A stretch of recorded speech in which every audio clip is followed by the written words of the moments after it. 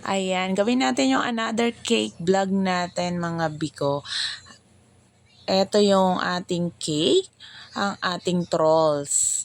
O diba? Iba't ibang kulay nilagay ko sa piping para hindi tayo mahirapang maglagay sa ating cake. O diba?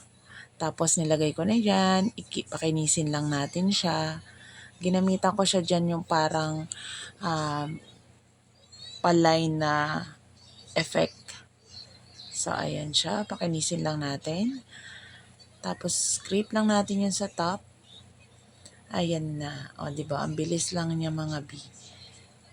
Pag may line siya. Tapos, syempre, meron siyang grass effect. Ginaya natin yung sined na sample ni ma'am.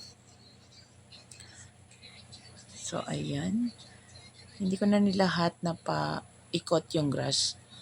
Tapos, nilagay na natin yung mga printed toppers. Si trolls, ayan.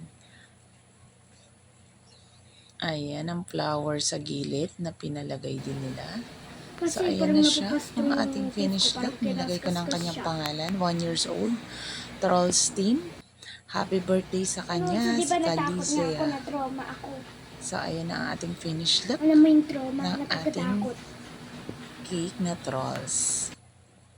Thank you for watching. Don't forget to subscribe in our channel para po sa susunod na mga cake vlog natin, samples kung paano natin sila dine-decorate. Thank you for watching. Bye!